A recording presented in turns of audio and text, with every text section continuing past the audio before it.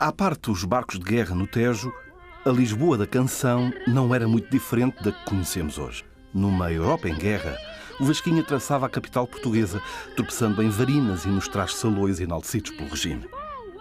A verdade é que o povo, propriamente dito, frequentava pouco o centro burguês da cidade. O Mercado da Figueira, já não existe, agora é a Praça da Figueira, ali ao lado do Rossio, era uma rara exceção. Eram os tempos em que ainda se namorava à janela. Mas as coisas iam mudar. Vou já, não demoro nada. Na Europa em guerra, Lisboa era o centro estratégico e Portugal era um país neutro.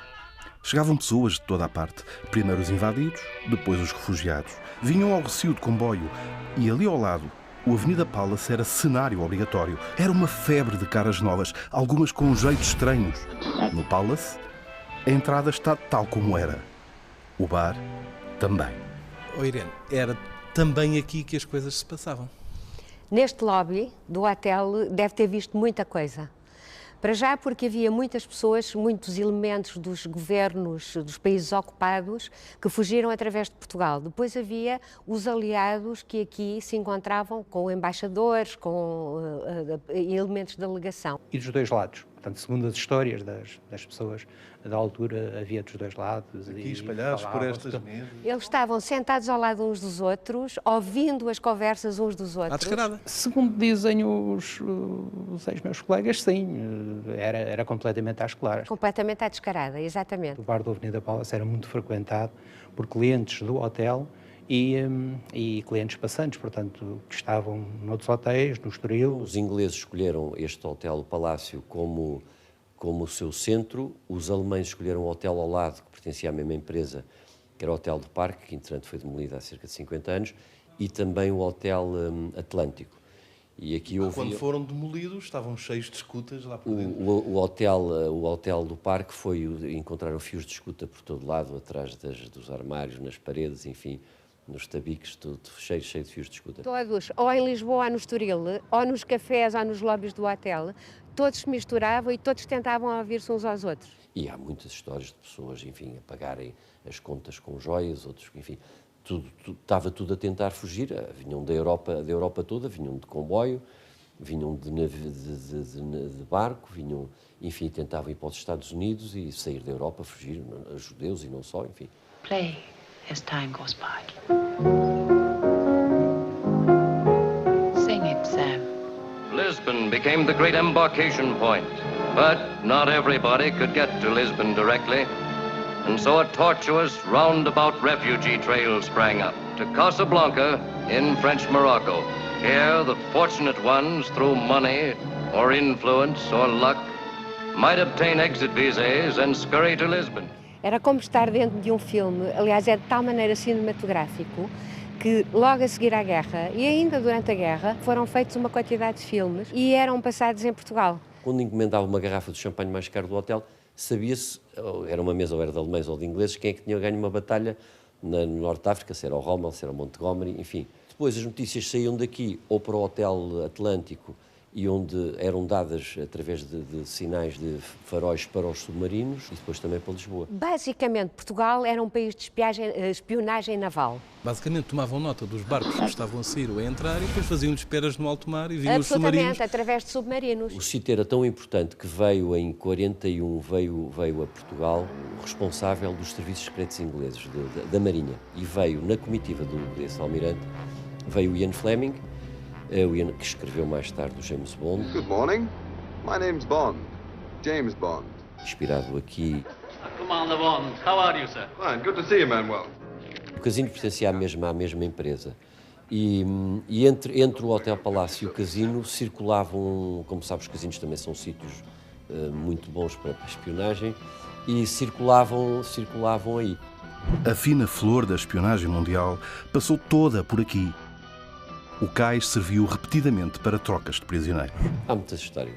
Toda a gente tem histórias, como a da porta secreta, que ligava o Avenida Palace ao terminal do Rossio. O hotel, quando foi construído pela Real Companhia dos Caminhos de Ferro, era como um hotel término. Portanto, Sud Expresso vinha até aqui à estação de Rossio e os clientes que se dirigiam para a Avenida Palace entravam diretamente da estação para aqui, para o hotel. Aliás, conta-se uma história, também é pública, de Salazar, que veio cá visitar um ministro da Jugoslávia. Portanto, entrou diretamente, foi ao quarto, fez a sua visita, vinha com os seus, enfim, guarda-costas, e regressou ao seu destino. Então, e pode-se ver a porta? Enfim, a porta é uma porta secreta, portanto, mantém-se. E temos aqui os registros do Ian Lancaster Fleming, do Popov, em 1941. Era uma espécie de bolha. Para já, porque a maior parte dos portugueses não sabia línguas.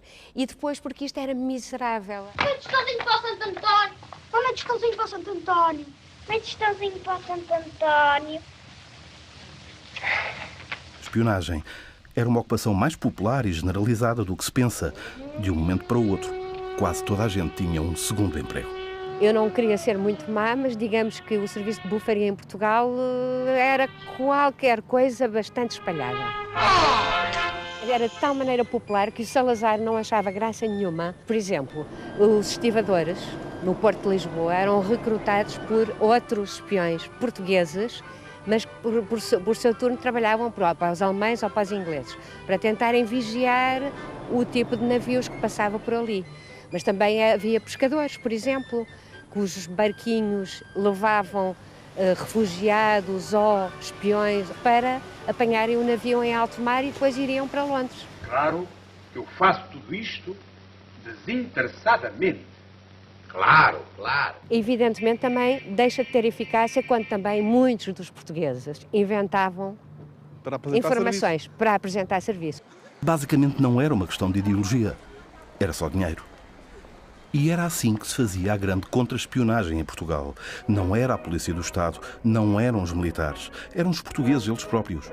E a mocidade, e a Legião. A Legião Portuguesa era uma milícia paramilitar, um corpo de voluntários, teoricamente, e paramilitar, ao fim e ao cabo, quase institucionalizado, que ia buscar muitas pessoas à função pública. T-U-D-O. Tudo pela nação.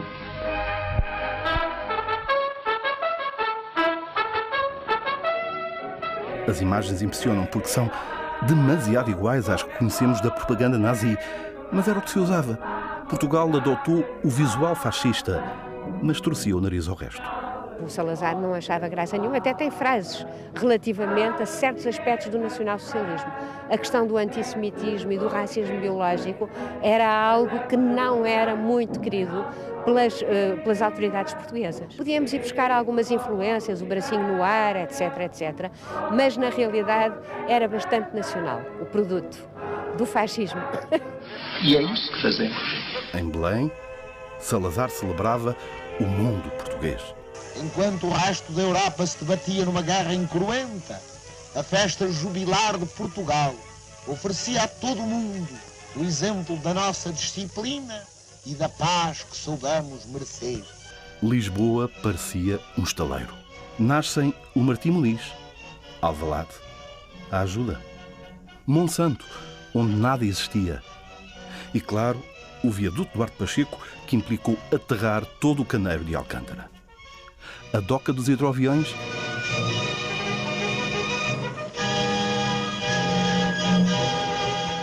era precisamente aquela onde hoje fica o Oceanário. Lisboa é uma cidade em obras. Desenvolve-se e alinda-se dia a dia sem interrupção. A guerra tinha ajudado Portugal. Pela primeira vez a balança comercial tinha saldo positivo e, inevitavelmente, tantos estrangeiros começaram a mudar velhos hábitos. A Suíça, aqui próximo, foi o paradigma da grande esplanada. Começaram a pedir aos donos dos cafés para poderem levar as mesas lá para fora. E coisa nunca vista, havia mulheres nessas mesas, porque as mulheres não podiam ir para o café. Não, mas como havia muitas mulheres entre essas refugiadas e que estavam habituadas a sentarem-se nos cafés dos países de onde vinham e a fumarem e de perna traçada. Aliás, e saia curta? A saia curta, as portuguesas, assim, da classe média alta, começaram a copiar. Começaram a ir sozinhas ao cinema. Vamos ao Jardim Cinema e depois vamos à Praça da Finqueira. Penso que é uma rapariga muito moderna, sem complicações, dizendo o que pensa e não pensando o que diz. E diz que a dada altura o Rossio chamava-se o Montparnasse, ou seja, que era um jogo de palavras entre o Montparnasse e as boas pernas que os portugueses iam ver das estrangeiras. Em poucos anos, a roupa das portuguesas ganha atrevimento, muda de forma radical. Consegue ver-se isso nos filmes. Da Canção de Lisboa, em 1933. Os senhores não percebem nada de beleza feminina.